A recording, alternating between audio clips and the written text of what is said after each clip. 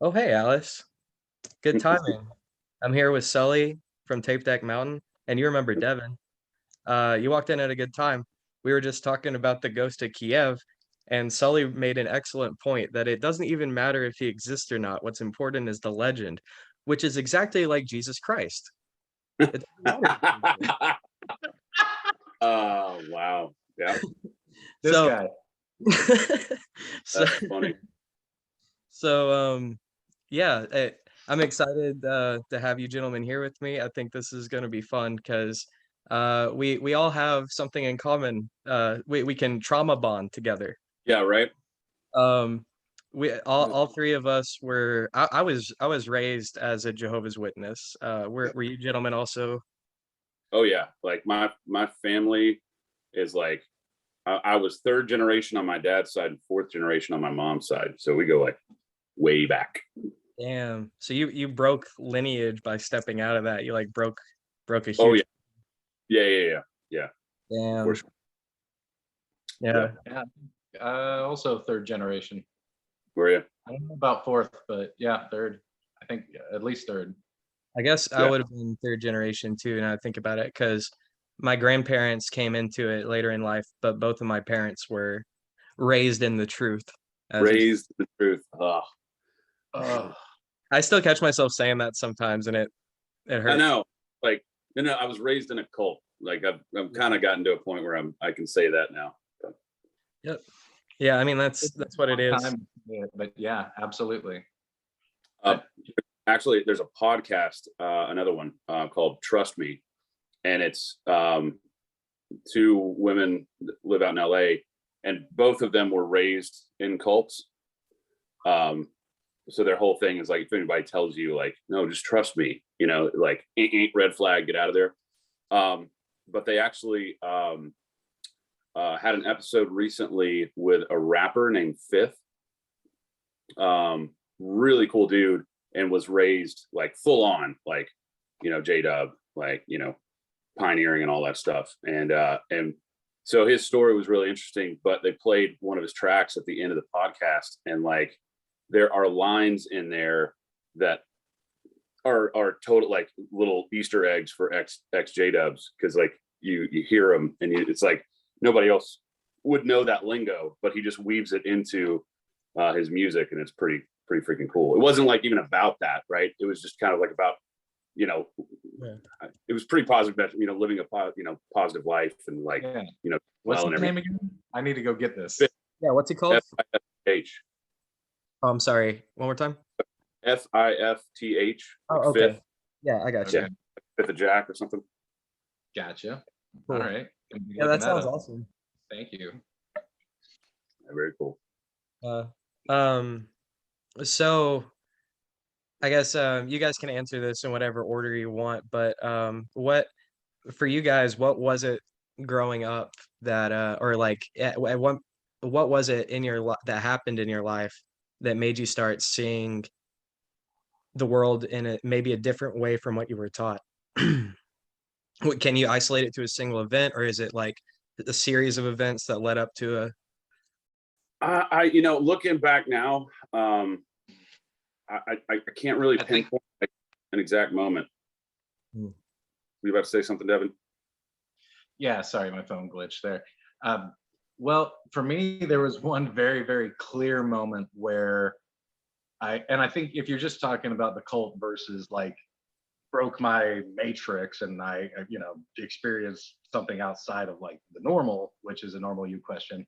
But no, the first time with the cult, so I was there with my kids, and there's this big meeting. They're re-releasing the Bible. They've got another translation of it, and they have the big meeting, and they have the governing body come in and do a big speech.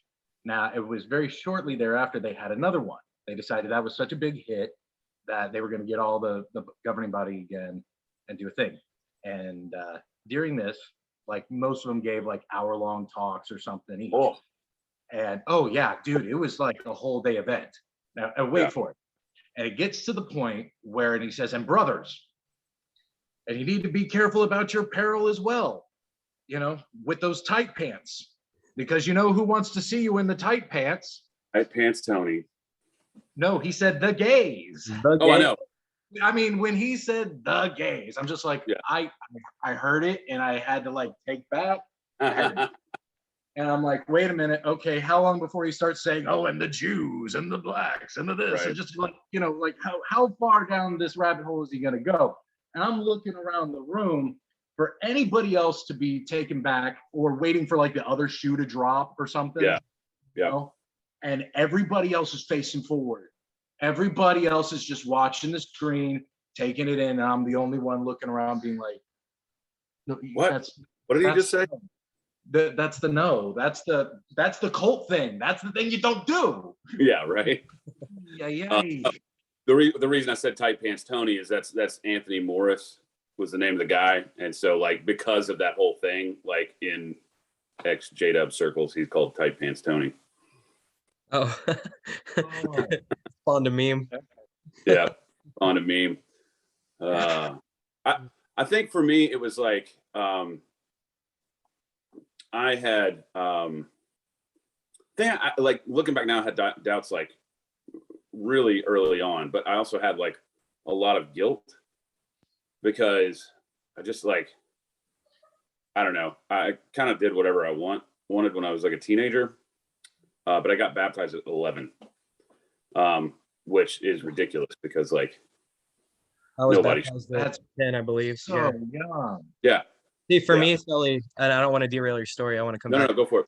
But I was baptized at 10, and I was peer pressured really heavily because I was 10? offered a position in a drama in one of the district conventions. Oh wow. And like in order to do that, you have to be baptized.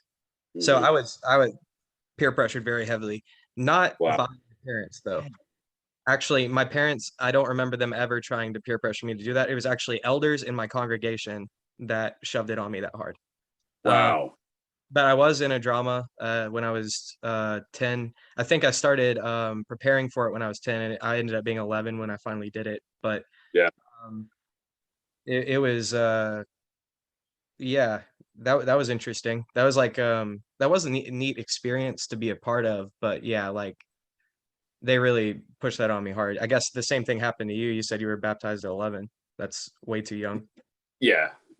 But I mean, that's kind of the norm. I mean, I think, like, again, I was listening to that podcast with Fifth and he got baptized a little later, but had been getting a lot of pressure.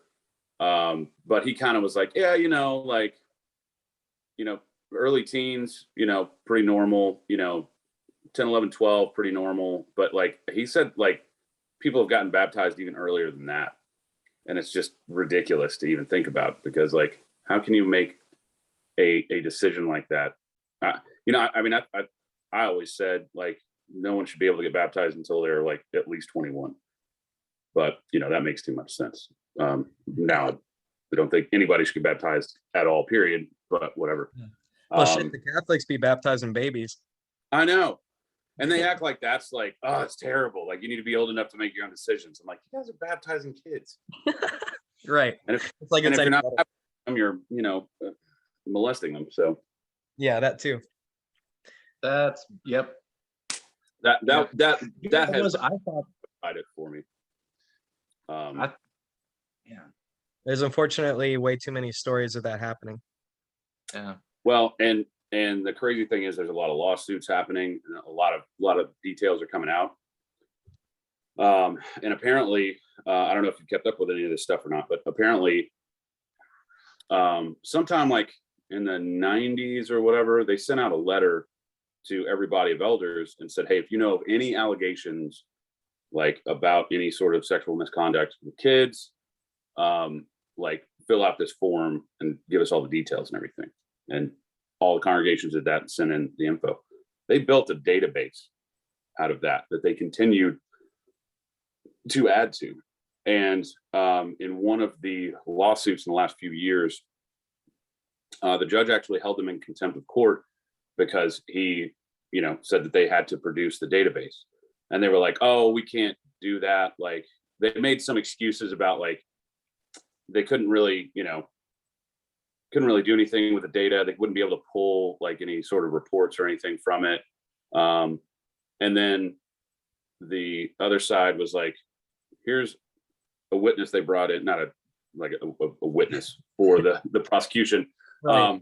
Came in and was like, no, I could like, give me the database, and within an hour I could, have a report pulled from that, gave you all the info. And they eventually backed them into the corner until they said, no, we're not gonna turn it over, even though it had been subpoenaed by the judge. And they were like, nope. And he was like, cool, I'm holding you in contempt of court until you do. And it like just jacking up the fines every day that they refused to do it. And the judge finally said, fine, you do not get to present a defense. And they only heard the prosecution and found for the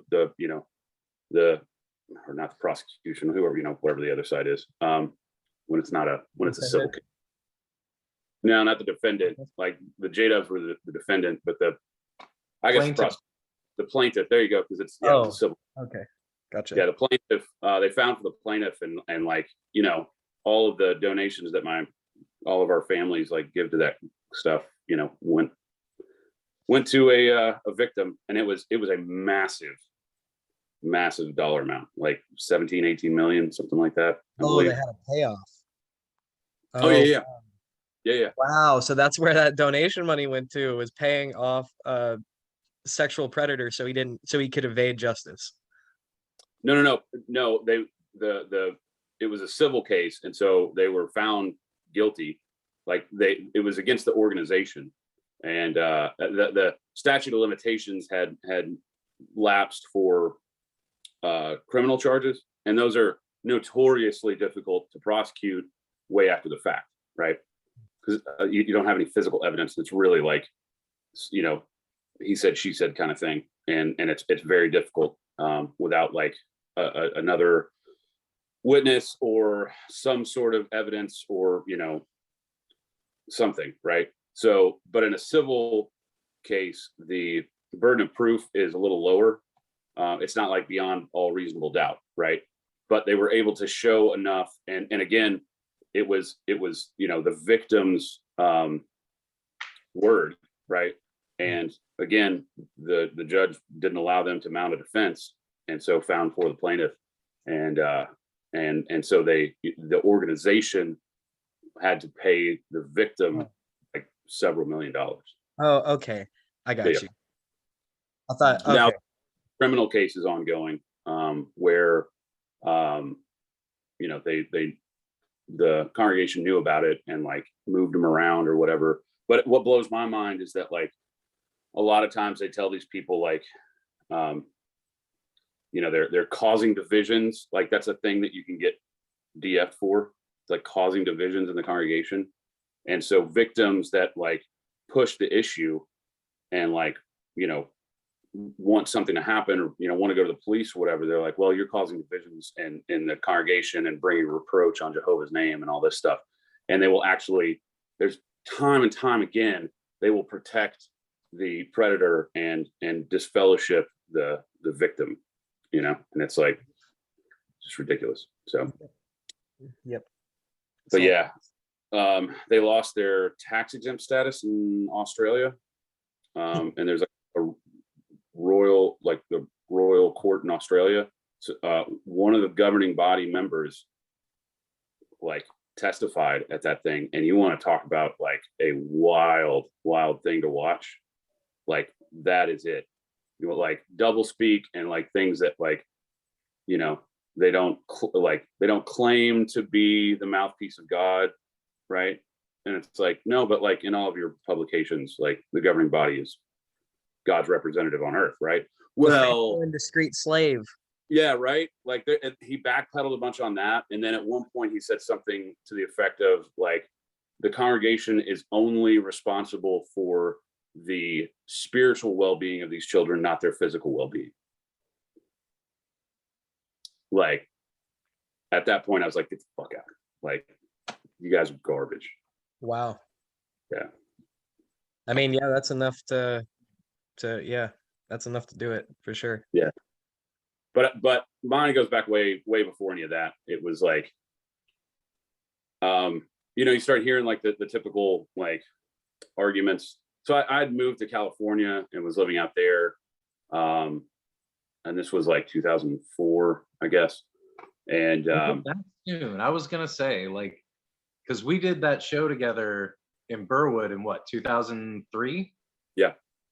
Yeah. And then it was a year later you were split up in Cali. Yep. Wow. And I had a lot of time to reflect there, and like, conversations with friends that weren't witnesses and other people I met and everything, and really kind of made me, think about all that stuff. And so, when you think about if God is omniscient, omnipotent, and omnibenevolent, like, it can't be all three based off of like what happens, right? In the Bible and everything. And that got me thinking. And then like one of my favorites is to always be like, well, I don't support rape, slavery, or murder ever, right? Yeah. And Yeah. my mom got mad at me about this one because she like was like, I would like to talk to you, just kind of understand like what you think and everything. And I was like, cool. Well, let's just start here. I don't support rape, slavery, or murder in any context. And your God does. And she was like, well, that's not true. And blah, blah. And I was like, but it is though. It totally is.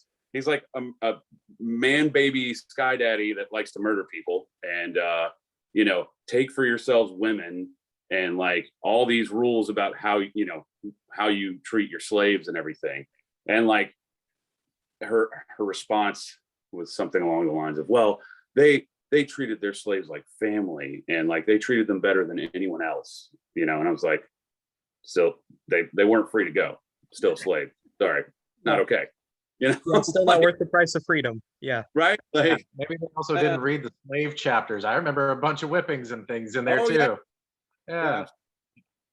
So I don't know. I had real problems with a lot of the doctrine, and it just seemed weird. And like they're constantly like the whole new light thing. Like if anyone else on the planet has new light, they're a false prophet, right? But when it's the governing body, it's new light. And we've received new insight on this. We have a deeper understanding now. And it's not even like a clarification or a deeper understanding. It's like a change. Yeah. Like, you know what I mean? It's not like the light gets brighter. Like the light just points a different direction, That's a really nice way of saying we were wrong. Yeah. But that makes them false prophets by their own definition. But they've got this whole mechanism of like new light. And so that's okay, Yeah. And I just saw too many like abuses of power in the congregation and like made up rules, that had to do with like what some old dude like that works a menial job and like being a elder in the congregation was like the only taste of power he had in his entire life, and like abused the shit out of it, I knew people like that too. Yep. Yeah. That actually brings up something that just happened to me recently. The missus showed me a song from Alanis Morissette, of all things in the world, from a record, The Jagged Hill, that obviously we all knew. We all kind of grew up on it. And this song just completely went over my head at the time because I was in the cult. And you don't relate those things to yourself, but it's called Forgiven. And it's just literally about going to church on Sunday and like we're there telling our dirty secrets to old men who want to hear, vicariously through our lives and whatnot. And just like, oh, wait a minute, there's that whole scene of it. And just, man, I can't believe that I missed this off of such a well-known record, and just, yeah, thank you. She's claiming credit right now. And she deserves it. It's great. And I can't believe like I missed this gem as I like cried to it again later in life and just wow, we were all there for a reason. We had something to learn, but now it's time to move on. I learned a lot. I learned a lot growing up as a witness. I learned exactly what not to do and what to look out for. I learned Yeah. exactly what cult-like behavior looks like, how to identify it, and how to stay the fuck away from it. Yeah. I learned, Yeah. unfortunately, how to like get in with people, to do that whole like That too. They teach you that too. proselytizing, and I'm your new best friend. Let me come in here and just get like immediately line up with you and do. I hate the fact that every time I have to go and sell a pump or a this or a that, I feel every time I exercise that muscle, just dirty. It just feels gross, and I don't want to do that. Like I'm just like, no, you can take it or leave it. I don't care anymore. I am neutral in this. I have no opinion. You know, I do credit them with you know, because I was giving talks when I was like 5. Like I do credit them with my ability to like I just don't have stage fright, you know. Public speaking. Like, yeah. So that's one good thing. Like I don't care. I can get in front of a group of people, and I do that in work. And one of the reasons, kind of going back to what you were saying, Devon, I think my success in, you know, my chosen field goes back to the fact that like I can bullshit with anybody, and not bullshit. I don't mean like lie to them or anything, but like I can just chit chat with anybody, and you know I'm good at presenting, you know, and that sort of thing, and you know, makes my job a lot easier to not have that the nerves, you know, and to kind of have that ability to just like weave things together and you know present an argument well when I'm like on my game, and it's why I love playing music and being in a band. You know, there's a just incredible feeling, you know, being on stage and creating a whole bunch of freaking noise and it all kind of coming together. You know, I mean, wasn't it like it every day you went out in service and you had everybody staring at you as you're knocking on doors? Man, getting up on stage and playing music, even no matter how bad you screw up, you never feel like you're being watched as hard as right there. Right. Oh God. You know? There's nothing. Like I would so much rather be up at exit in and have the most embarrassing situation happen, because I could still deal with that better than when like preacher wants to come at me about how I'm wrong about this, that, and the other, and just oh yeah, I got to deal with that in public and still be nice. And like Man. The scene of Friday is so true. Like how many times did you want to just be like, the minute they slam that door? Yeah. Oh, I would have loved to have done that. I'm an HBH, you know, now home but hiding. No, not answering the door. Oh man. You know, they don't. I guess. Yeah, that was what I used to put. NA. See, I'm kind of the opposite because I love talking. I actually was talking to some Mormons the other day because I love hearing about crazy shit. I love so, and here's the way I look at that too. I love talking about this shit. Like that's why I started this podcast. And like, so when someone comes to me and they're like, they want to tell me their rhetoric about how reality works and their religion, that is an open invitation for me to give you my rhetoric and how I identify this. So we'll talk as long as you want to talk. I love doing that shit. I found out all kinds of crazy shit about the Mormons the other day. Oh man, that whole thing with like, it's insane. Like the magic underwear. Are we talking about the magic underwear? And you know, they got all sorts of crazy shit. Like they thought like and claimed up until like sometime in the 80s that there were men that lived on the moon that dressed like pilgrims, essentially. Oh, like that was a thing. That was and you know, that was part of Mormon beliefs. That's awesome. I want to go down the rhetoric rabbit hole of like what all the failed prophecies between, because like what the witnesses did it once, twice. Like how many failed ones did they have? They, you know, 1914 was supposed to be it, right? And then they were like, great crowd. Yeah, okay. And then like 1975 was a big one. I was gonna say after the first one, I think they learned, okay, we're not gonna say absolutely that it's gonna happen. We're just gonna fucking imply it really heavily. That way, when it backfires, we'll be like, oh, we didn't mean that. No, we didn't mean that. No, 75 is actually in a watchtower. Oh, really?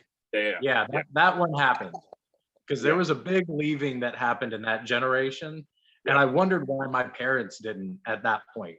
Because like why didn't they leave? Like, Stuck around. The new light, like we never claimed it, like we never said it, like we thought that there might be something there, and it's like there's a Watchtower article prior to that, and it like clearly says like Wow.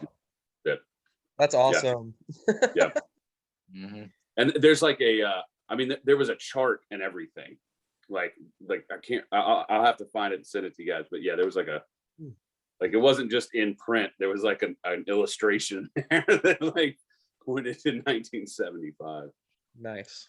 Yeah. Oh, you can only imagine, because I remember all the bad drawings and like the really horribly cringy faces. I am seriously considering getting a tattoo of the harlot on the wild beast. Oh, dude, the one from the Red Book, right? Yeah. With her Oh, like, woo, and like, you know, yes, with like she's just drunk as all hell on this like purple 7-headed leopard and just destruction. And, oh, dude. Yeah. Okay, that's cool. Yeah, I really,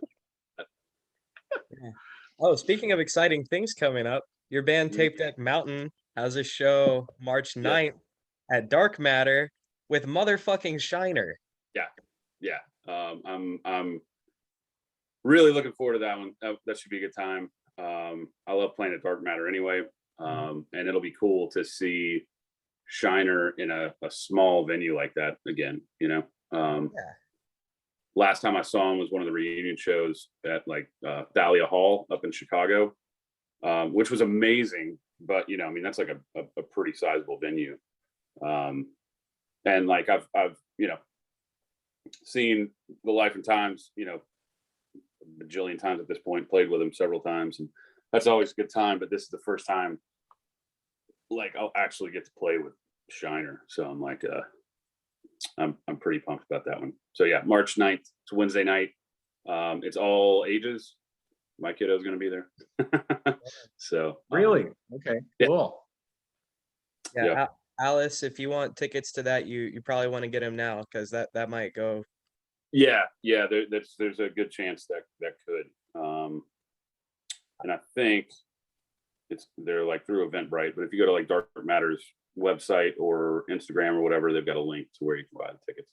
I think it's $10. So that should be a good time. Are you kidding me? It's only $10 to see you and Shiner. Oh my god, dude. I'm so happy right now. Yeah, that's So gonna be insane. happy. Like there's a little kid inside of me right now who just got his Christmas, you know? Like just Yeah. Oh that's yeah. what happened. Just Yeah, I'm with you. Yeah, I'm So, looking forward.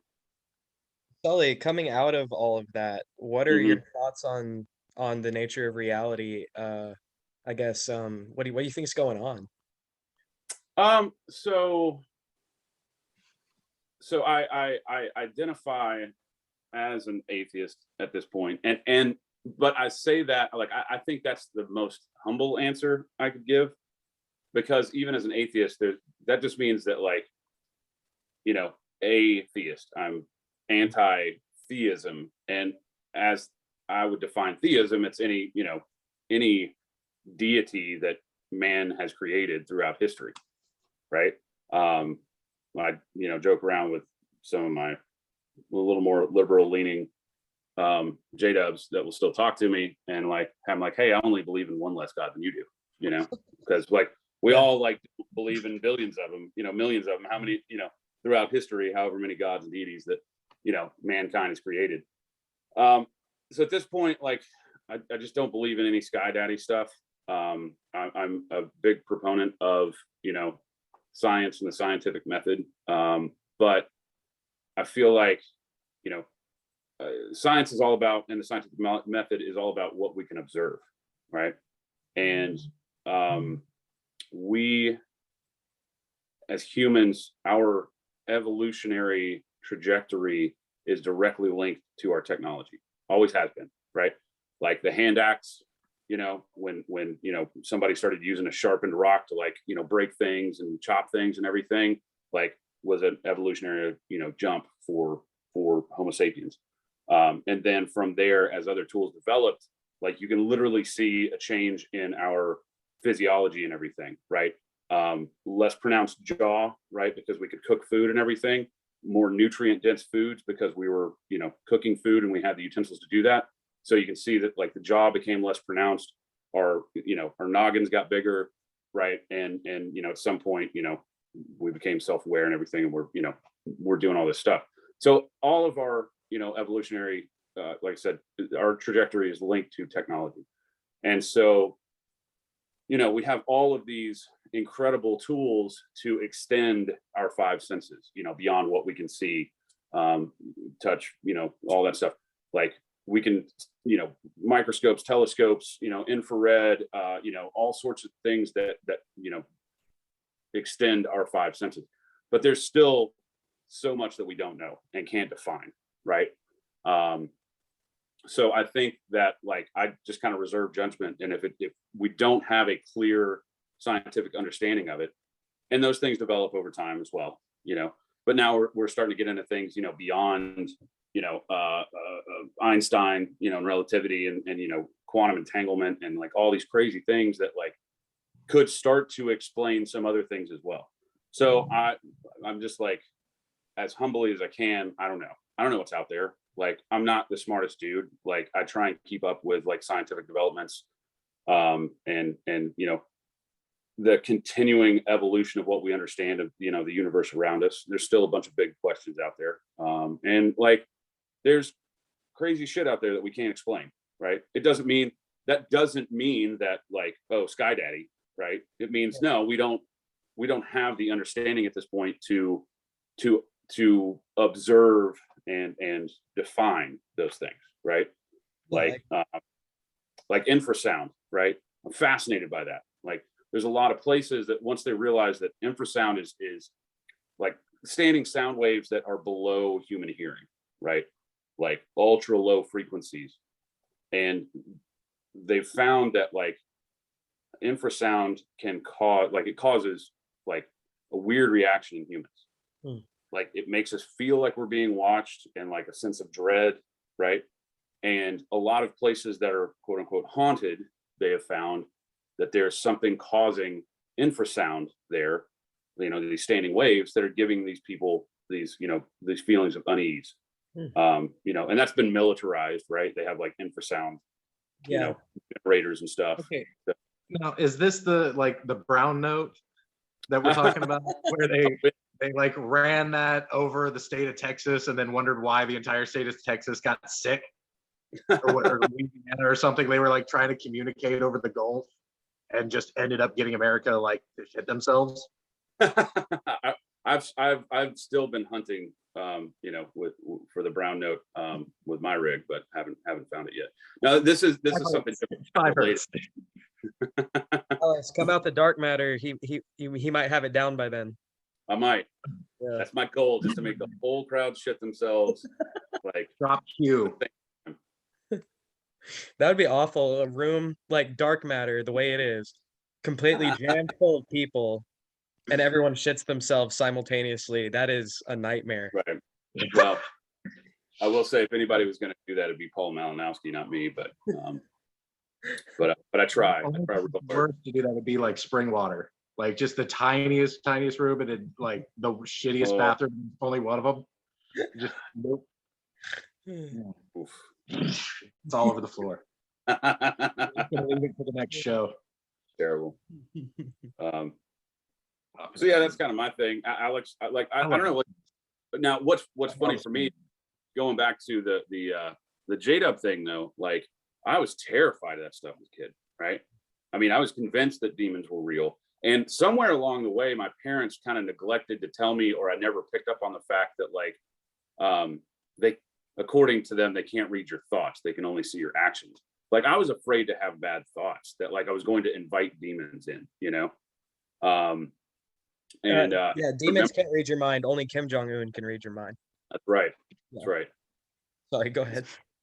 King of the demons, or I don't know.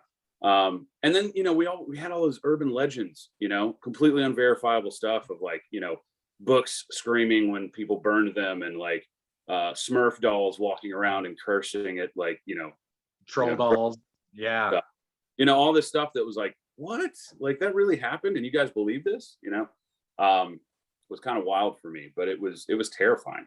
Like, I remember being like terrified of Thriller, like, you know, stuff like that, just weird things. And like, you know, trailers for, you know, horror movies, you know, on TV and stuff, just like, oh God, I'm going to let him in. I'm not going to be able to not think about it, because try not thinking about something that you're trying to not think about, like you're just thinking about it. That's all you're doing. Yep. So yeah, it was nice for me to like, and again, I don't claim to know everything, and there's probably stuff out there I don't, you know, we don't, there's stuff out there that we don't know and can't explain. But like that stuff. Did you ever have something like that happen to you though? Like something that broke your matrix? Just crap that doesn't fit the narrative of anything. As a kid, I thought I did. Like a few times.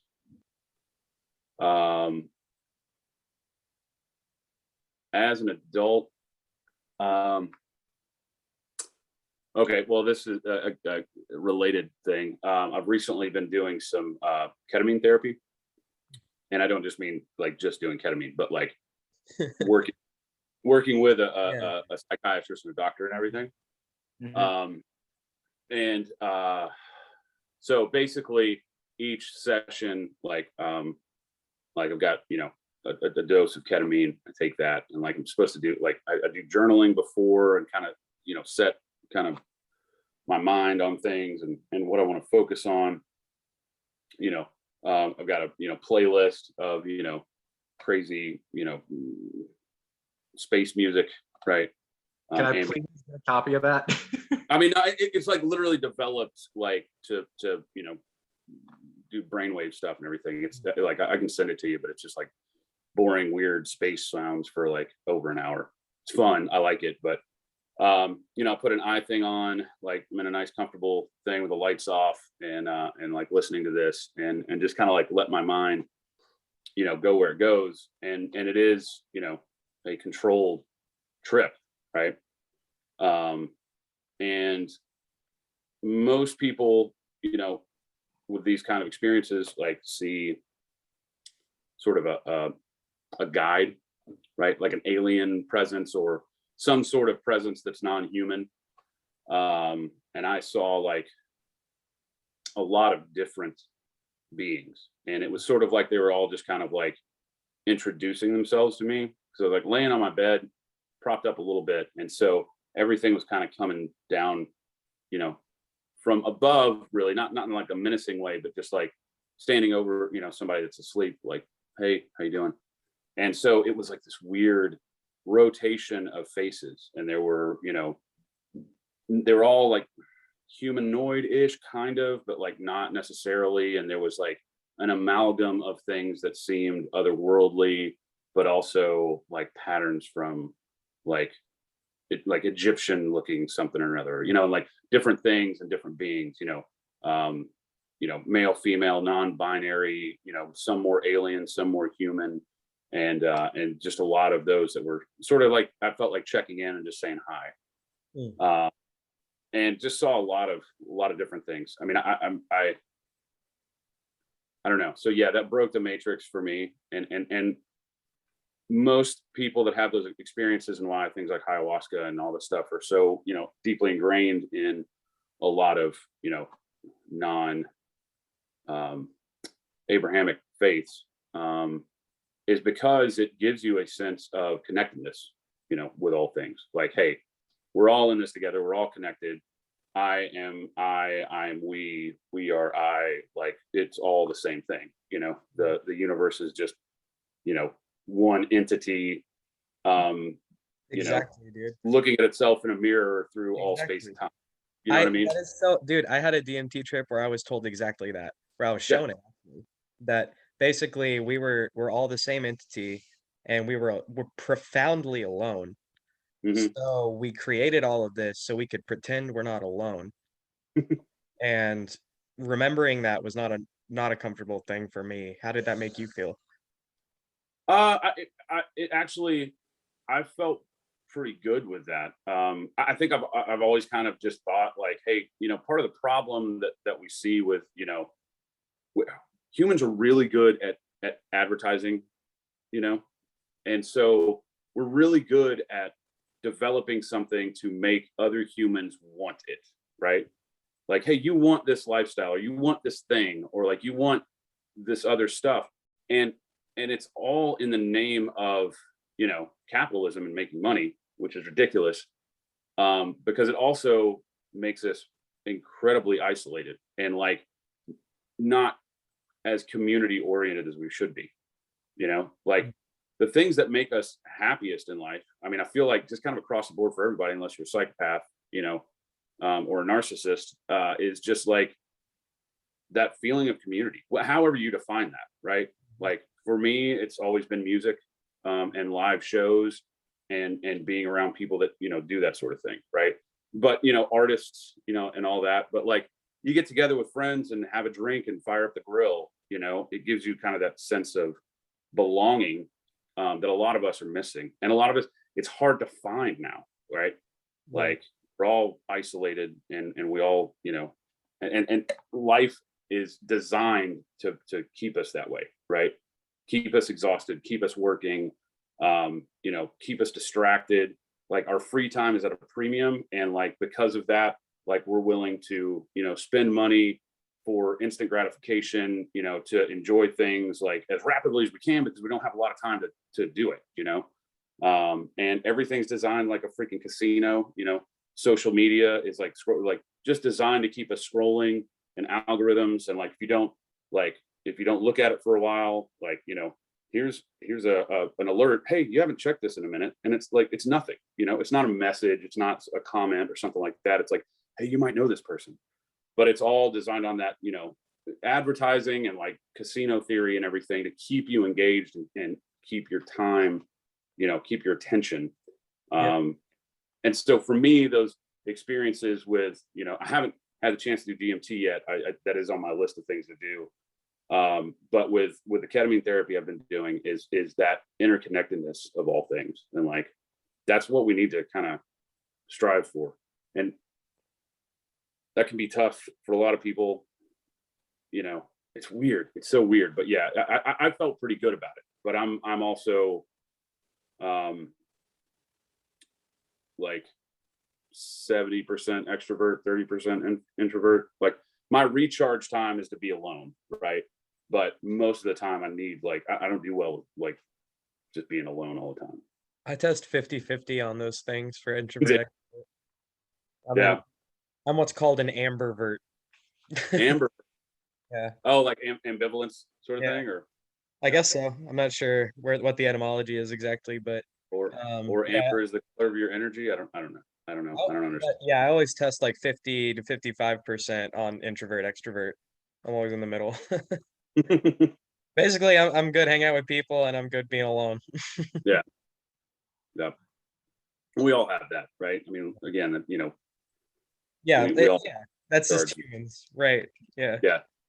You know, but that's like, you know, like meditation and doing that sort of thing, right? That solitude to kind of recenter and do whatever, you know, you need to do to kind of recharge, and then and it like allows you, you know, absence makes the heart grow fonder, right? So like you need that like push and pull on those things. Yeah. You, man, like so you said that like there was sadness associated with that for you, or Yeah, I felt the loneliness. I felt like the veil had been lifted, and I saw that I was just playing a game with myself. Yeah. And I realized like I'm not supposed to know this. That's the whole reason life exists, is so I could forget this. Yeah. So uh it was very lonely. Yeah. So I've come out of like the depression that gave me, because Mhm. there that see see, if everyone were to learn that, it would freak out the world, but it would also be really helpful, because the thing it gives us is empathy, right? The thing Right. that teaches us is like, no, seriously, treat other people the way you want to be treated, because that's you. That Yeah. is you. And understand when people fuck up, because that's you fucking up. Yeah. Yeah. Yeah. We're all That's helped we're me to all looking in a understand mirror. We're all looking in a mirror thinking that we're mad at somebody else, you know, Yeah. and it's not, it's just us. And that's tough, right? Because like we can have that conversation and like understand that like intuitively, like that makes sense. And be kind, because you don't know, what struggles other people are, like if people are acting out and doing crazy things, like that's not normal. Like there's a reason for them to do it, like Right. that might be their normal state, but it's a fucked up state that like they're not addressing, or they're self-medicating, or like they're in a bad situation or something. But especially these days, like with social media and like everything lives forever on the internet, is like to just like want to get angry, and like road rage. Like I'm talk to you right now about all this stuff and be like, yeah, we just need to like understand that it's all the same thing. And like, if we get mad at somebody, it's self-reflection and all these things. And then I go get in the car and I'm like, God, get the fuck out of my way. You know what I mean? Like I'm the same way. Oh, what's up, Neif? This is my producer. It's what? This is my producer, Neif. He produces the show. Oh, cool. What's up, man? Hey, how you doing, man? Neif, this is Sully from Tape Deck Mountain. Oh, cool deal. We're just we were talking about like empathy and free will, the usual. Oh, okay, yeah. Where now that like again we're all out of the cult and everything, like where do you stand on the whole free will thing? Man, you beat me to the punch. I was are you familiar with the concept of determinism? Determinism, that's a new one. No. So it'd be like an alternative to free will, basically. So it would be basically. Sorry, you said determinism. Yeah. Right. Sorry, I thought you said determinism, like Terminator, but terminism. And I was like, I don't know. I am determinism. No, yeah, determinism. Yeah, absolutely. Yeah. I think I want to subscribe to whatever that terminism is. Yes, definitely. Most definitely. Yeah. I'm very premium. That's funny. But yeah, determinism. Basically, everything is predetermined in the sense of every decision you make is based on prior stimulus. So the reason you chose Pepsi over Coke is because someone said they liked it earlier on. You saw a commercial you forgot about. And I think it's obviously not only environmental, there's a behavioral aspect as well. So what your parents bring into the equation, like your biological makeup. There's also things like cosmic ray bombardment from stars. There's your diet.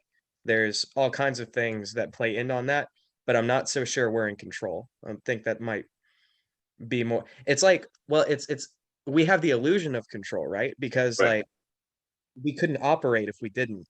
Like that wouldn't make sense. We can't conceptualize the world without free will. But I'm not necessarily sure that that's the case. Yeah. I agree a lot with what you're saying. I don't know if you're familiar with Sam Harris. I love Sam Harris. Yeah. Okay. So have you read his book on free will? No, I haven't. I've heard him give lectures about free will though. But I mean, it's basically like, yeah, well, where did that thought come from?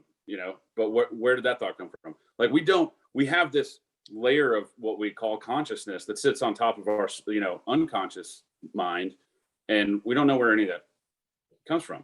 Like, and again, we kind of feel like we have control of that. Like, no, I'm thinking about things because I chose to think about it. But if you think about it and try and like grasp that moment, like when a thought enters your mind, where the hell did that come from? And like you said, it could be any number of things. And that extends to like you said, our what our parents did to us, other people in our lives growing up, where we were born, how we were born, what we were born into. Like we have no control over any of that.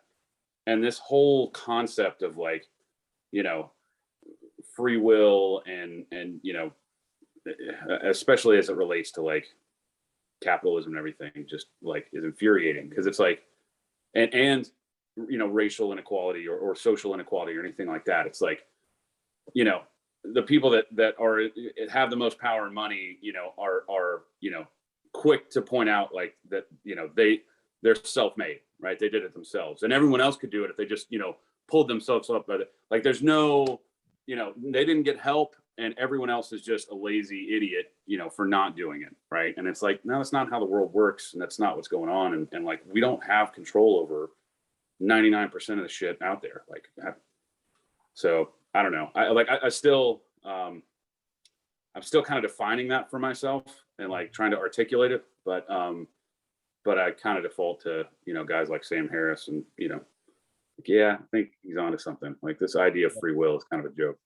Yeah, that's where yeah, Sam Harris is where I've really developed my thought process on this as well.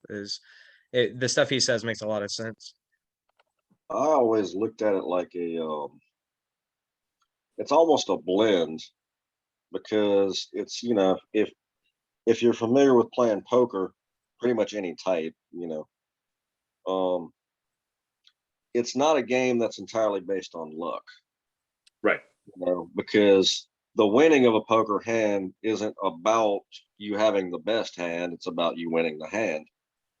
And I always looked at it like, you know, you could look at it minute to minute, day to day, or just your life in general. Everybody gets dealt a hand. Mm-hmm. You got no control over that. So whether or not it's randomly dealt to you, there's aspects that led to what got dealt to you.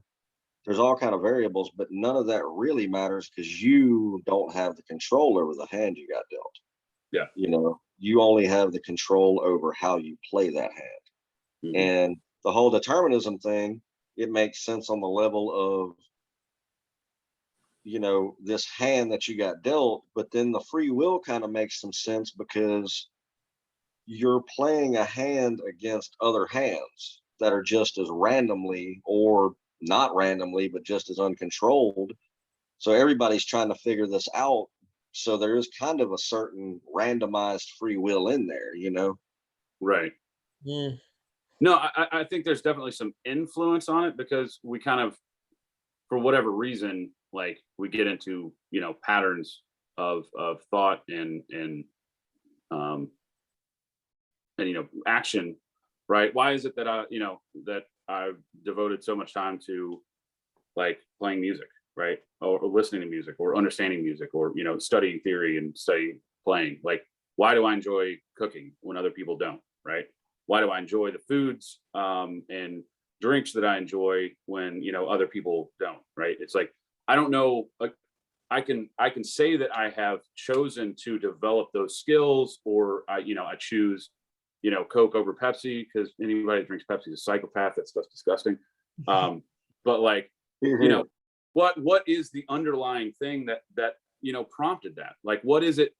Where is it that I'm making the decision to like actively spend time doing that? Because it still comes from something under the hood that I feel like I'm not aware of, you know? Yeah. I see it in like a similar way to how you were describing atheism and God earlier, where it's like, and correct me if I'm like misrepresenting it, but to me, like the short of what you were saying to me, what it sounded like was, um, it's not that you're saying that there definitely isn't a God. It's just that there is no evidence for it, and there's a way to explain the universe that God doesn't fit into. Where I mean, the universe makes sense without throwing that in there. Yeah. Well, again, I don't believe in a God. I just like that whole concept. I think is ridiculous and it's man-made, right? For me, I would say that like a higher intelligence or something like that. Like again, there's something could be out there. The chance of there being life besides humans in this vast universe is statistically like it's impossible for there not to be. Basically, yeah, right. It's just statistical impossibility for there not to be other life in this universe. Right. And so like, what does that look like? You know, I'm sure there's plenty of it out there that's like, you know, plankton and you know, germs and bacteria and stuff. But there just as easily could be, you know, a billion like advanced civilizations out there, or things, energies and life forms that we can't even comprehend that are like, you know, so much more. I mean, we're so insignificant, you know, that whole Carl Sagan thing and you know, this tiny blue dot, everything we know and everything that has ever existed that, you know, in human history is the tiniest little nothing planet in the middle of like this gargantuan, like unfathomable universe. So like, what else is out there? No, will we ever know? Maybe. I think it would be cool, but like, you know. Are you familiar with what Carl Sagan had to say about atheism? It's one of my favorite quotes of all time. No, what's that? I've probably heard. They asked him at some point, because a lot of scientists started converting, you know, out of atheism, I guess. And they asked him about, you know, if he was atheist. They assumed he was. And he said, no, I can't tell you that I'm atheist. And they said, well, you believe in God? And he was like, well, no, not really. And he put it this way. He goes, look, I can't prove that God exists, but I also can't prove that God don't exist. And I don't think the human mind at this point is going to be capable to conceive the notion of God anyway. So I'm not going to worry about trying to figure that shit out. I believe that's like definition agnosticism. Right. See, the only reason I don't use the term agnostic is because, and again, forgive me for not being super articulate on this, but agnosticism is a philosophical approach to things, right? You can be agnostic about anything. So when you say you're agnostic, like you kind of have to, like, I'm not trying to be nitpicky or anything, but like, you have to be like, I'm agnostic about a belief in God, religion, right? Because like, I mean, I use the term agnostic in my professional life, like being like vendor agnostic, right? Which means that like in what I do, I'm not tied to a single specific technology, right? Like we've got different things that we can do, and we can, you know, base that on, you know, the scenario at hand and what's the best fit, right?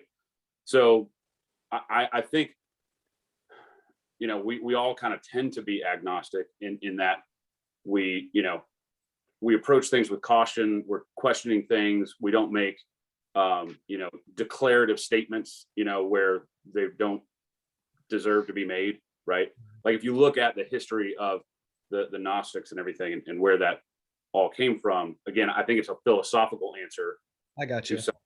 And so for me, atheism says like, it really pinpoints theism, which is, you know, as far as I can tell, like that only exists within like man-made structures of religion and faith, right? And those are all dog shit. Like, I mean, none of those are accurate on any level, right? There may be, there's elements of truth to all of them. It's the ism schism game. Right, exactly. Like, it's just whatever. Like, I also don't believe in like, you know, other cults that are like, you know, claim to have some higher power or energy or tap into something that like they can't demonstrate, you know. You know, the you know, Randy, what's his name, and like the $1 million you know, thing he had going for years about anybody that could actually prove that. Yeah, I remember that. And he apparently, what I understand, it's not as broad, or it wasn't as broad as just figuring it out. It was pretty specified, because there's a lot of people that would go to him with things that would debatably be some kind of proof, but he had to be very specified. I've heard it. Well, that's but it made sense. I mean, it was in a controlled environment, and like most of the people like that tried, I mean, everybody failed, obviously, but it was just the basic, you know, parameters of like, hey, you know, and I can't remember exactly what it was, but like all of them would be like, oh, like, well, you know, I can't do it. Like basically, it's like, you know, I'm a shy peer. I can't pee while people were watching, kind of thing. And it's like, no, doesn't work like that. So yeah, like, you know, readers and mystics and all this stuff. I'm like, hey, there's clearly like crazy stuff out there, and like, you know, psychedelics and everything. I mean, you know, there's something to that experience, and there's some reason why, like, we all have sort of similar experiences with that stuff, and that might be just down to chemicals and physiology, and you know, I think the problem society has around the conversation around magic is like real magic.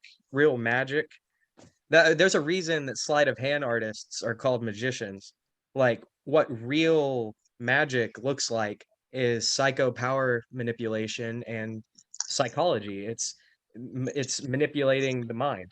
Yeah. It's either tricking yourself into something or tricking someone else into something.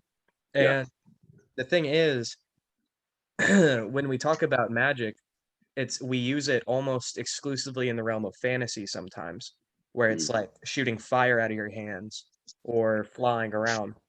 And I think that can actually, I think maybe That's magic, not magic anymore either, because you can fly around and shoot fire out of your hands.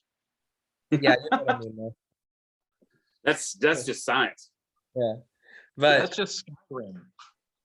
but that yeah, so back to the $1 million thing where it's like, can you prove, this is magic. It's like, how do you, well, first of all, we have to define magic, because Yeah. I can show you magic all day, right? It's like, Right. yeah.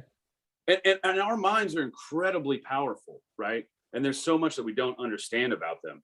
And like, you can see something and be absolutely convinced that it happened just because of the processes that happen in your mind for observing that thing, right? And That's the why, emotional value you stock and then, into what happened. yes, like we attach an emotional component to it, and that's part of that memory and that trigger. And like, you can't dissuade somebody from that, right? Like near-death experiences, man, there are like so many things happening chemically in the human brain in a situation like that. And we know from, I mean, DMT is a naturally occurring substance. It's what triggers our dreams, right? Mhm. So like, people can be absolutely convinced that their life flashed before their eyes, or they, went to some sky daddy or whatever, like, in those moments. And it's like, you can't dissuade them from it. But we're finding more and more that there are reasons behind all that stuff happening. Like, it's pretty clear. Yeah. It is cool to see like scientific explanation for supernatural phenomena. Yeah. Yeah. It's like, no, that we can actually like track the firing of synapse that triggers this specific religious event or something. Well, everything is magic until science puts a logic Oh, yeah. behind it. Yeah. I was listening to an interesting podcast a buddy of mine had sent to me and wanted me to listen to, and it's this guy that claims to have knowledge of like past lives and all this stuff. And it's weird because he was raised in South America by non-religious parents. I mean, they were scholars and he didn't grow up in a religion. They're basically atheists. And was having all these memories and weird things. So like, part of me was just like, my bullshit meter was kind of pegging on that anyway. But I kind of went with it because my buddy had asked me to listen to it. But it was really interesting because he was talking about like the genesis of a lot of systems of belief. And a lot of them were just like rules to live your life by so you don't die because of the elements. and it's like, yeah, like when you don't have science and you don't have an explanation for these things, but what to do not to die, right? You kind of have to warm. code, Yeah. right? And it's funny because it wasn't really until, because like if you look at like Judaism, a lot of it's based on sound and like names and sounds, everything. And you look at Islam, and that faith, especially early on, was very much about geometry and mathematics. You look at their buildings and everything, and like all these amazing geometric patterns and everything. And then like as the Abrahamic faiths go, then you come up with Christianity, and it was like that's where the questioning went away. Like, this is just how it is, and you don't question it, right? So it went from like tenets to survive and like focus on sort of the border between physical and mystical and everything, and like I said, sound or geometry and math and its relationship to the universe and the spiritual or whatever. And then you get to Christianity, it's like, no, this is it, and this is what you do, and like you don't question anything, so it kind of like that was the start of everything really going downhill. I feel like, anyway. Yeah, you're totally right too. And like the problem, something I'm sure you can relate to this. It's really frustrating talking to someone who claims to be a Christian, but knowing more about the Bible than they do, like Yeah. substantially more about it. even though I don't claim to be a Christian. So that can be really frustrating. I'm sure you're aware. Oh yeah. So Well, it's all kind of fun to be able to like, no, you don't know who, like, I know a lot about what you're believing. Yeah, it'd It'd be frustrating, but I love doing it too. Oh yeah, no, it's a lot of fun. I mean, it's weird though, because like all of us grew up, like, I mean, it's almost a disadvantage. Like we grew up 5 days a week going to church. The best they could do was 1 day a week, like unless they were Not going me, to Devon. seminary school and stuff like that. I mean, that's, you know what I mean? Like what kind of, oh my goodness. Yeah. So much, it was so much time. Not all of us, Devon. That's that's how cults work, right? They keep you busy, like, you know, right. You have saturated, to be focused. Oh yeah, otherwise you have time to think. Yeah. You can't have that. So see, that was the difference between where you went and I went. Like you went to Cali and got a chance to get away from the family and have a chance to breathe, and then like you never really came back to it after that. Like it took a whole lot of years for me to like get that space to be able to think and breathe, and then all of a sudden, hey, wait a minute, hold on, I'm alone over here. What in the world? Yeah. Yeah. Well, I came back. I got DF'd.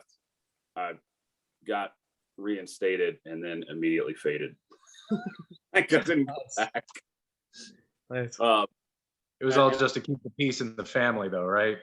Yeah, I mean that was essentially it. Like, and I was still kind of like, you know, I hadn't fully, you know, determined my, you know, my beliefs or lack thereof.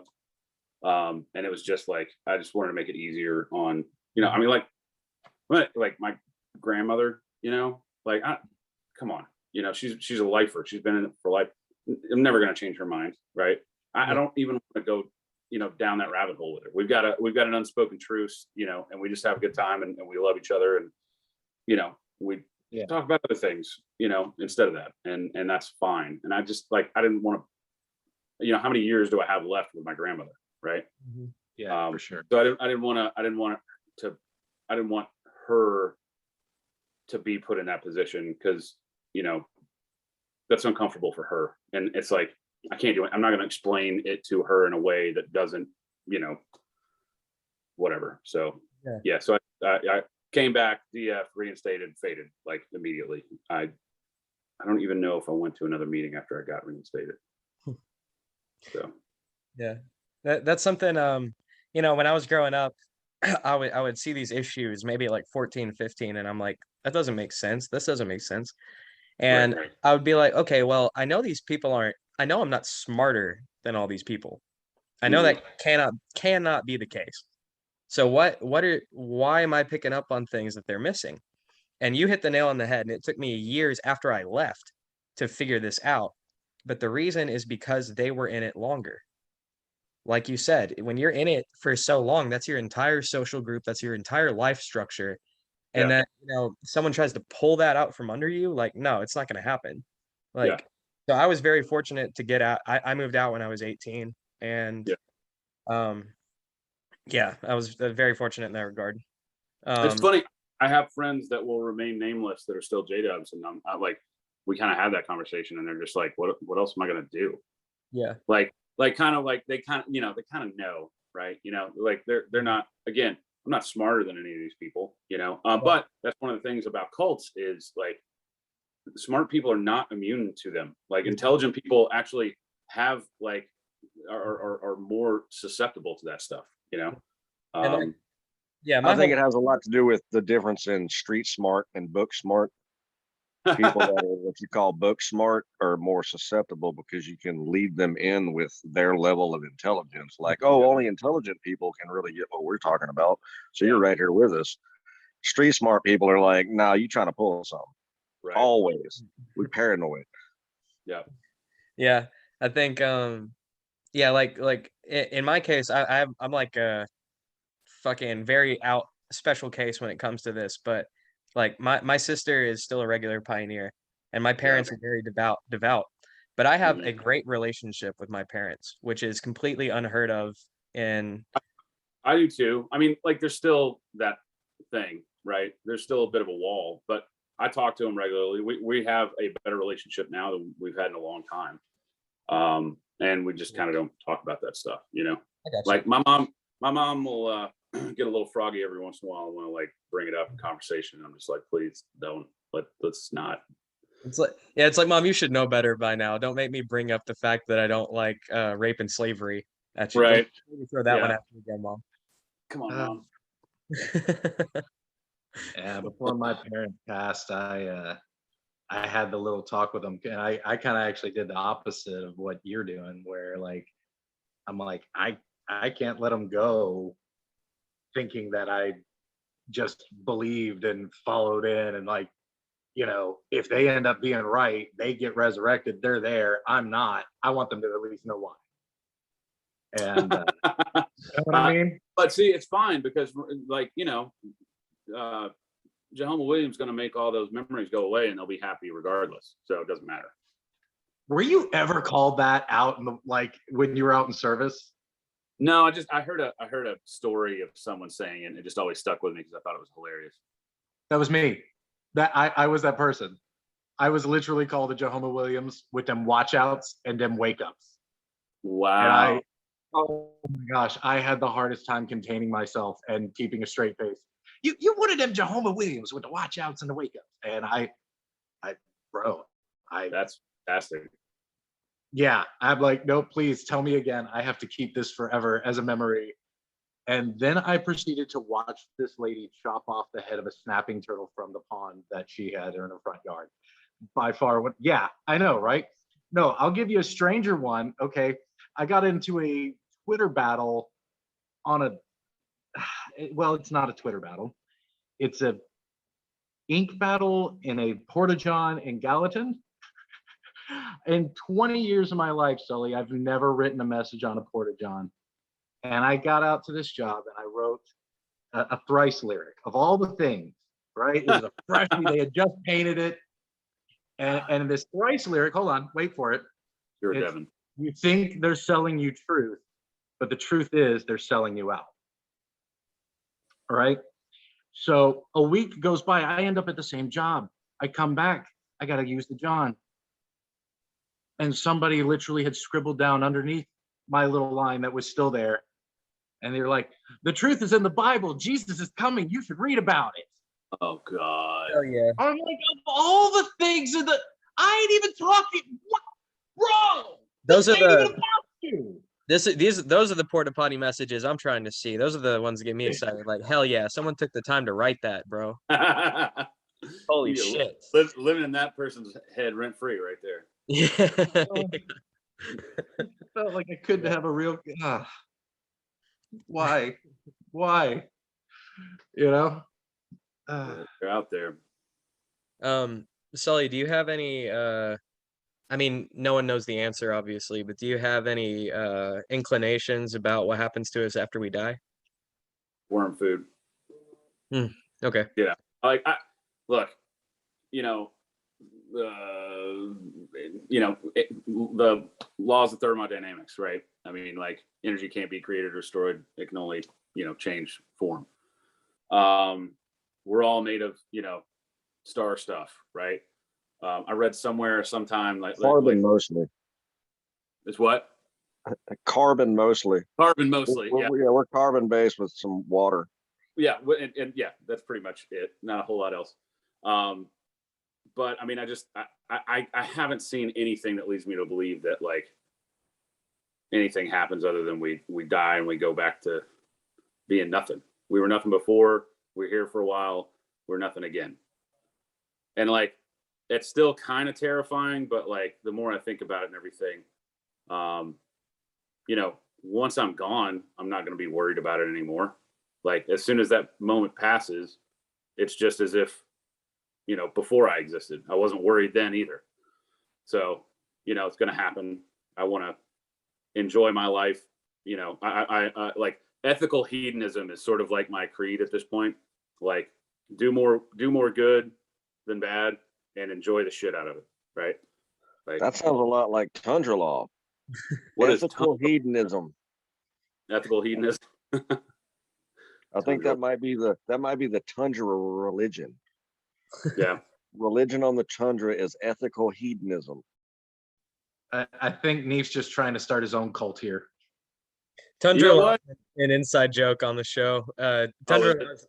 it's like that's like the default for like there is no government in place. The law is you got to eat, you got to stay warm, like that kind of shit. If we're out on the tundra, the first things we're worried about are the important things. Building Right. a fire, eating, not dying. You know, who said what about who is pretty much irrelevant. Right. You know, really irrelevant. Yeah. It is truly a waste of energy and oxygen. Yep. Yeah, you straight up wouldn't do that because you need that energy to hunt or sleep. So Right. Like, tomorrow. yeah. Yeah. Yep. I Yeah, ask so- everyone what happens after we die. And the best answer I've heard was it doesn't matter, which is basically what you just said also. Is Yeah, like yeah. what it's gonna happen, who cares? Yeah, I mean, we'll find out. Like, I mean, we won't really. I mean, I don't think we will. I mean, I think let's get lights on, lights off. Right. That's it. Something else happens. I guess we'll see what it was. And you know, I'm not really too. Like I said, I'm not gonna worry about it. Right. Like, I can't control it. I can't do anything about it. And I feel like if I'm totally wrong about all this, and there is you know, a deity out there that like is judging me, like I kind of, you know, what there's some quote that's like, just live a good life. If there are gods and they're just, they will, you know, judge you based on those deeds. If they're gods and they're unjust, it doesn't matter anyway. And if there is no God, you just live a good life, right? That's So epic. it's like, you know, so this whole thing of like, and it's so funny to me how many witnesses, like including my parents and just about anybody, if you ask them like, who's going to die in Armageddon? They're like, well, you know, only God knows hearts and we don't know what he's going to do. It's like, no, dog, in your own publications, it's like, if you are not a baptized active member or the child of a baptized active member in good standing, doing all the right stuff, like that's it. That's the list. Nobody else, right? Like they even called out in a Watchtower at one point that like, well, people with like mental issues or an extra chromosome or something, like, you know, severe, you know, like issues, like might be an exception for them, right? But basically everybody else is like, nah, you're toast, like that's it. So it's funny to me that they all sort of have built in this like nudge nudge wink wink about it, like, well, we don't really know. I'm like, no, the governing body says they do know, like 100%. And it's like any other religion, like when you come down to it, like everyone is disingenuous about it because they all cherry pick, right? They I don't. like They I don't. like how they I feel like that's almost inconsistent as heck with some of the other stuff that they say, because I'm sitting here thinking like they at one point they were talking about there's going to be a resurrection of the righteous and the unrighteous, and they don't know who's actually going to get, you know, then there's a whole nother deciding period. So literally anything could happen here on earth. You could do just about anything, but we're all going to get a second chance. Don't No worry. matter what happens, I was right though. Like, but I still like how predicted they it, no matter what. still how, like, you know, there's these specifications, these little outs, like, you know, if somebody's disabled or mentally ill, or you gotta basically, you're saying if God made a mistake Yeah. in creating you, you get an out.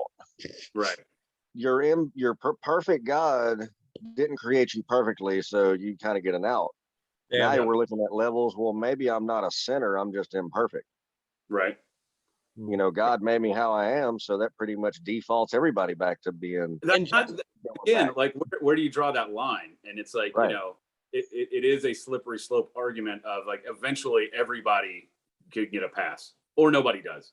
So that's kind of the thing. Like, I mean, you know, you either buy into it hook, line, and sinker, or you're cherry picking and you're being disingenuous. So, and I kind of resent the philosophy of like divine judgment and divine morality, like an objective morality, because like I can point at what other people do and say I disagree with that, but to say like objectively that there's a higher power that says no, yeah, you are a piece of shit and you go to the bad place.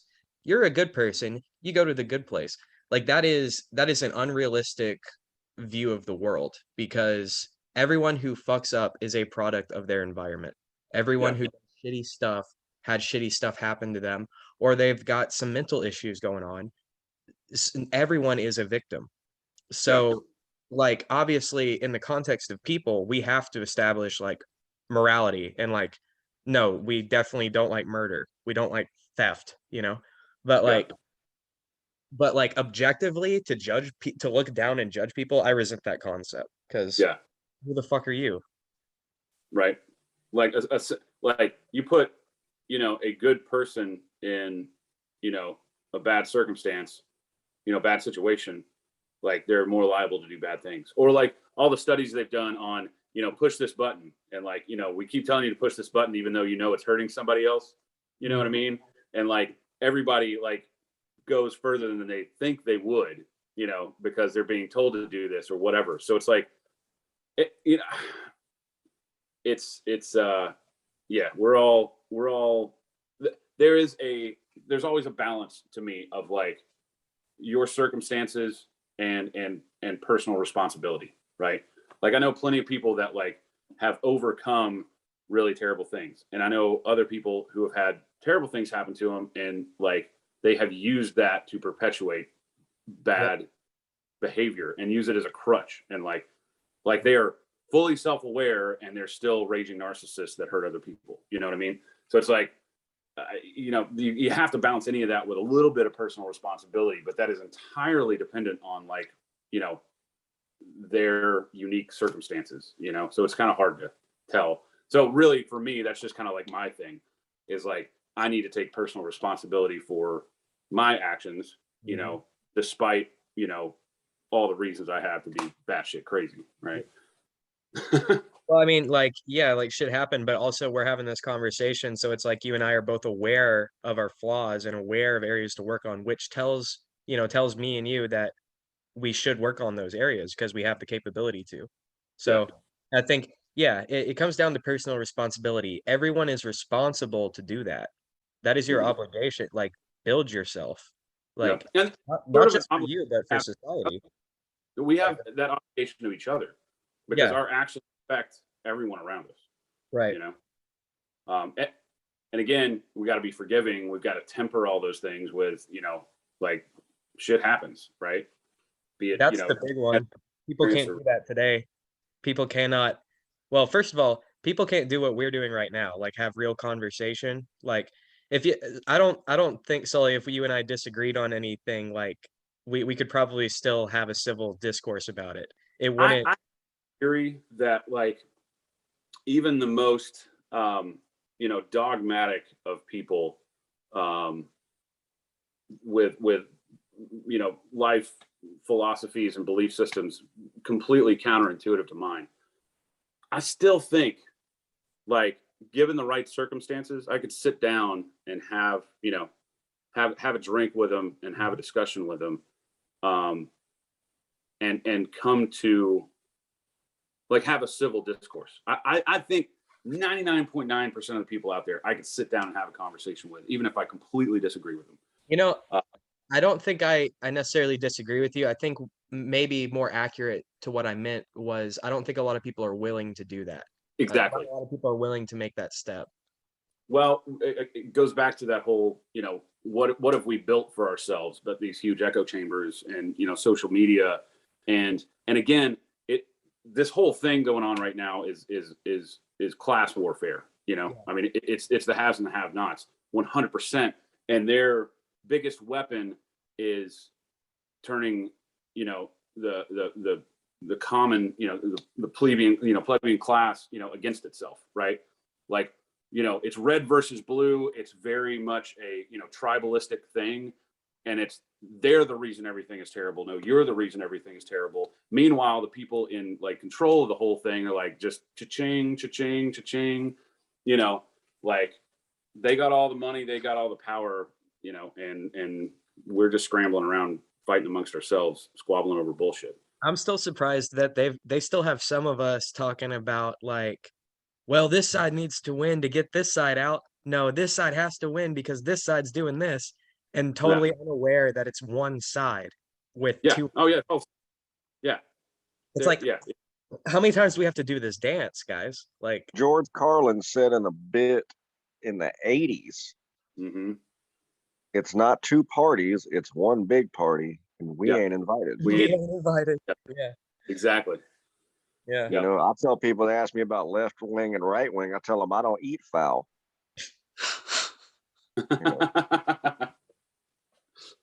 That's a good one. Yeah. I mean, I do think, like, I'm not one of those people that wholly subscribes to, well, like both sides suck. Like, yes, both sides suck, but one clearly philosophically sucks more than the other, right? Like, and they're using that, at least one side of the argument, while still being puppets of everything else, pays lip service to things like my body, my choice, and like not controlling women's bodies, and not denying that racism and is systemic, or that inequality exists, or that people shouldn't be able to choose who they want to be, right? Like, they're not doing anything about it. They're still playing into the same thing, but the other side is actively for me, like engendering hate and causing a revival of like things that like we I mean, like Superman killed the KKK in comic books in 46. You know what I mean? Like, yeah, why are white supremacists and neo-Nazis feeling emboldened these days? Like, crawl back under your fucking rock. Like, why is that a thing again? But again, it's all, Well, it comes back to cultism and tribalism, what we've been talking yeah. about all night. It's identity. It's I have Yeah. to identify with something. Mhm. And everyone's fucking doing it. Everybody is like, well, not everybody, right? Like, I don't think we're doing that, but It is, like, it's way easier to distract your enemy with another enemy. Yeah, exactly. And that's what our government does. It's why is this stuff coming back up? It really isn't. It's just being broadcast. Yeah. I mean, the Klan as an organization has dwindled to virtually nothing, and really don't hear about the shit unless it's specified on something where somebody's hyping it up, and it's kind of one of those things where it's like, but then you turn around and you look at these certain incidents that happen that just counter the entire narrative, and they bury them. There was they were like a nationalist minority militia group riding across country with a truckload of weapons, and they got pulled over. They had a standoff with the cops. I heard about that for about 2 days. Yeah. mhm. Nobody knows what happened. I've never heard nothing about it since. You can't look it up.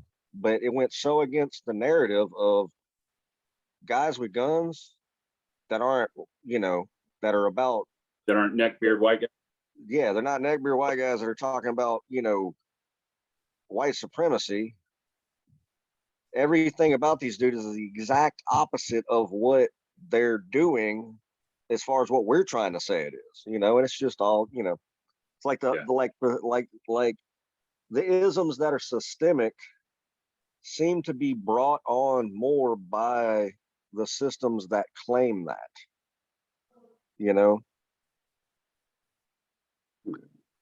Yeah, I'm at a point like, to me, it's like, I guess, yeah, sometimes one side, and I think it kind of changes too, like it shifts with time.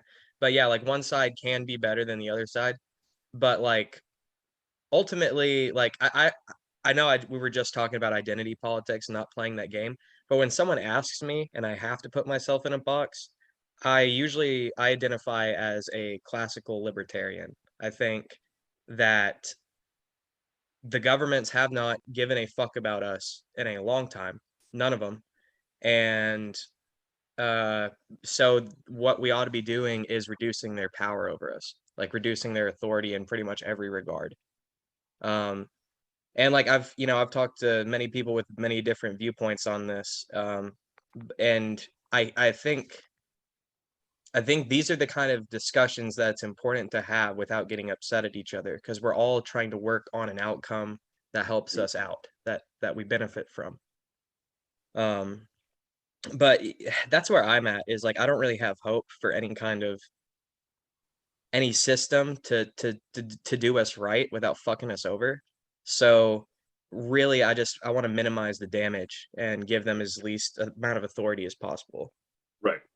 Kind of pessimistic, I guess, but it's No, yeah. I mean, you know, we're very late into late stage capitalism here. And you know, for me personally right now, like I'm right there with you. Like, what can I do to, you know, minimize that impact? You know, and I mean, I moved down to Florida, right? I mean, Florida is a shit show from a, you know, as far as the political landscape goes. But again, like anything else, what we hear about are the extreme views on either end, right? And it makes people think that that's the majority, right? Yeah. And it's not. Like 90% of us are like in that middle, you know, and we're not extremists, you know, like we want the same things, right? And so like I come down here, I'm and on the like, back end. I'm on the other side of the middle. I'm like a middle extremist. I have some pretty extreme views, but like as far as, you know, how I feel about people in general, like I just we like you were talking about, what, you know, tundra law, right? What matters to us? It doesn't matter where you go on the planet. We want the same things, like basic needs met, you know, some kind of security, you know, some outlet, you know, and like, you know, love, right? I mean, like just the basic things that we need. And we're all trying to get that. We go about it different ways. We have different cultural norms. We have different things. Some of them are more fucked up or less fucked up than others, like whatever. But like ultimately, you know, it doesn't matter where you go. People are people. We want the same things, you know? I mean, we're seeing that today. Like Russians and Ukrainians, like Russian citizens and Ukrainian citizens are completely against this nonsense and don't want it, right? We've got a you know, a tiny dick, you know, white dude living in his KGB past that got his fucking, you know, feelings hurt when the Soviet Union fell. And now he's like, literally his ego is so important that thousands of people are dying, right? Like, fuck that shit. But like everybody else, we just want the same shit. So I'm like, I'm down here in Florida. Like, I don't agree with, you know, how the state is run and everything, but it doesn't really affect me, which I mean is kind of shitty to say, but it's true. I'm like a middle-aged cisgender white dude, you know, that has a decent job. Like, I'm kind of like riding it out as best I can, trying to minimize that impact, but it's like I might as well be close to the beach and seafood and warmer weather, right? Yeah. Like if I'm somewhere stuck in this, you know, godforsaken country, like it can at least be somewhere I enjoy being. So, you know, can't get to New Zealand or Italy or, you know, someplace like that right now. So here we are. I was thinking Romania looked nice until about 2 months ago. Places to go. Say what? A lot of those places were nice until about 4 or 5 days ago. That's what, Yeah. I was saying I thought Romania looked nice until all this shit started happening. I'm like, oh God. Yeah. Like, oh, Poland's fucking awesome, from what I understand. Poland actually got their shit. They're on top of their shit over there. But they upset the world because they wouldn't comply. it pissed off Germany. They pissed off the entire world, but they buried that shit fast because they didn't want to comply with the norms of everything. And you know, they refused to follow like PC guidelines about some shit. We're basically like, no, fuck y'all. Yeah. And you know, everybody got mad at them. But it's like, you know, I mean, that's the thing is, what people don't understand about, there's a huge separation in a theater of war and the populace. Oh yeah. Always. Putin is not, I mean, you know, yeah, I'm sure as all people who lust after that kind of position of power, they have some fucked up issues, but his motivation is military control. Yeah, but when it comes down to it, like The whatever Ukraine, he's wants the territory back. He wants to build the USSR back. Yeah, because he wants the power. Exactly. You know, and we are. That's the thing, though. It's all about the power and that lust for it, and that all goes back to his ego, the nationalism, the wanting to restore the glory of the former Soviet Union. That's all bullshit. Right. Like, because it only comes down to his programming from his KGB days and him getting his little feelings hurt and him wanting the power. It is entirely his ego. So, well, that's what I'm saying. But I don't know what he got his feelings hurt about, because he's all the Soviet Union. Oh, well, yeah. I mean, it's basically. Well, that's what I'm saying. I'm not even giving him that much humanity. He's you know, that's. I agree, but it's strictly a power move. No, none of these leaders are thinking, including ours. None of them are thinking about our interest. No, none of them are sitting there thinking about, you know, especially our current one. He ain't thinking about. I mean, he ain't really is not thinking about anything. You know, it's a millionaire class doing the bidding of billionaires. Yeah, war brings money.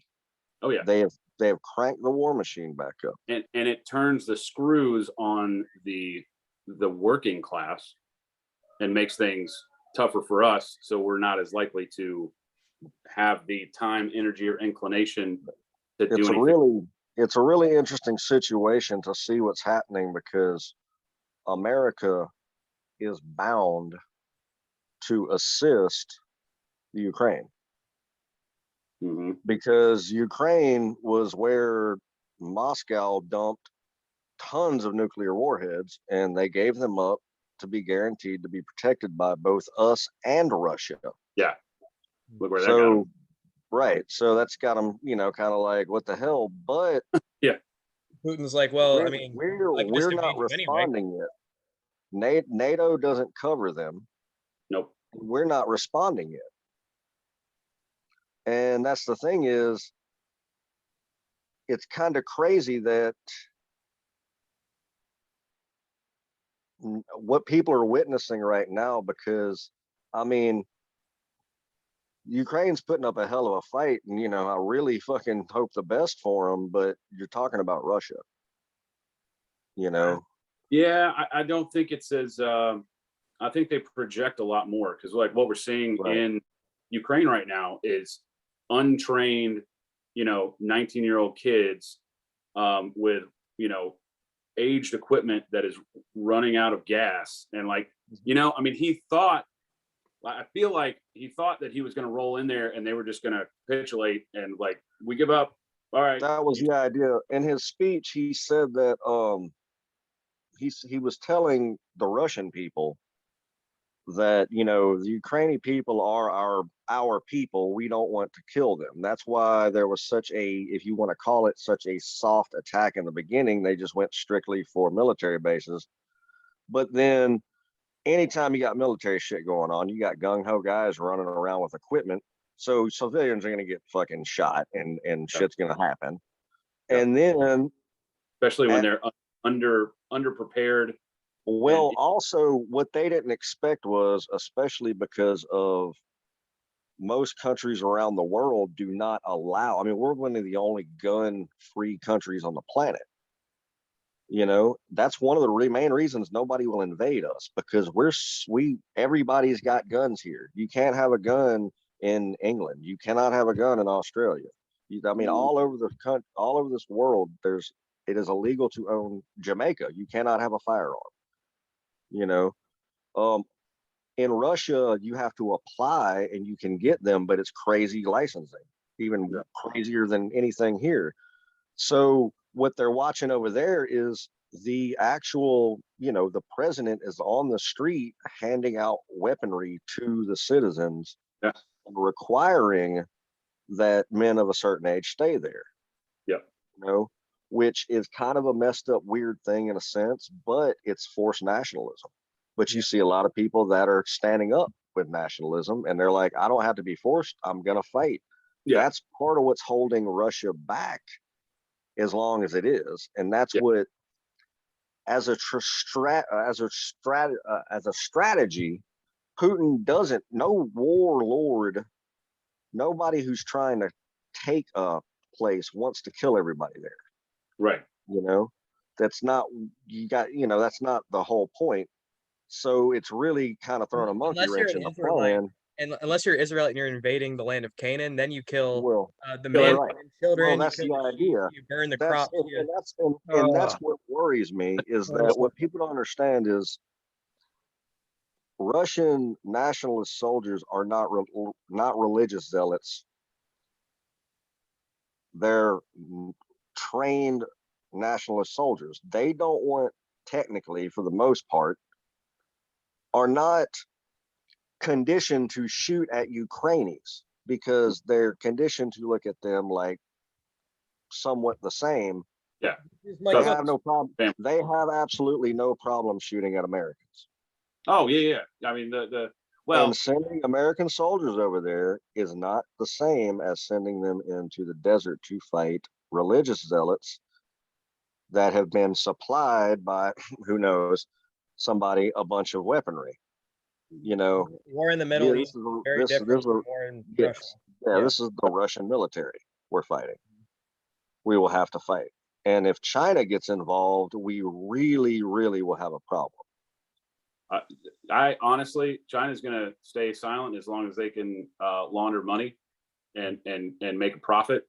But even in the past few days, China's position on this is starting to change, because Russia has upped the nuclear rhetoric, and they're like, no, we're not going to do that. You really don't want your neighbor going off with a dirty bomb, you know? Well, they did take over freaking Chernobyl. You know, that's in Ukraine, and that was one of the first. I mean, that was kind of an easy spot, and I think they only took it because there's a base, like an air base up there, or a anti-aircraft base up there, because there's nobody. I mean, there's not enough going on in Chernobyl. No, I mean, they could set off an explosive there and create a nice dirty cloud. Right. But I mean, MCU. They probably wanted Chernobyl for the they're going straight for the nuclear thing. Yeah. I'm talking for you, my bad. Oh, you're good. I didn't realize I was doing the same thing. I was just saying they probably want Chernobyl for all the rich agriculture, all that fertile soil. Oh yeah, man. That's you grow. You get those mega potatoes that are glowing green, man. Yeah, glow in the dark corn. Oh man, tasty. Those three-eyed fish from The Simpsons. Mm-hmm. I was actually wondering why they even mentioned it when they said that they had taken Chernobyl. I was like, I mean, you can go take Chernobyl.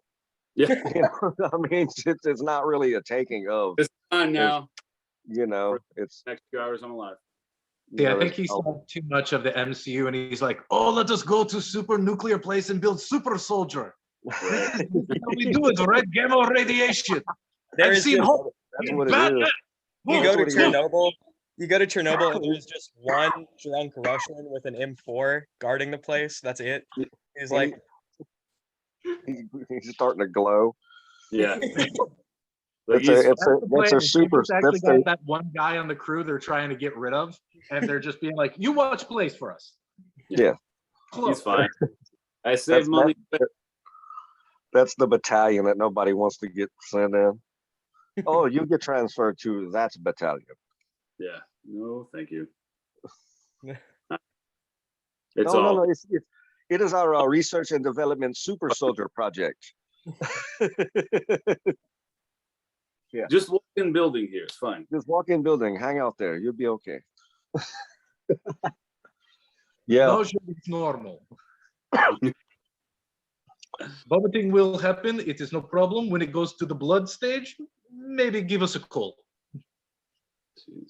Yeah. Now, the one key thing is that everybody just kind of forgets when all this shit happens is, guess who's going to make a whole lot of money on this? All the same people that already make tons of. That always do, and it ain't none of us or none of the people that are getting slaughtered. It's the military industrial complex. Yep. And then always people that find a way to, use. I mean, it's such a old tactic. Use the fear, uncertainty, and doubt. To oh well, man, there's a lot going on right now, and like we saw, like any kind of socio-political drama that happens, like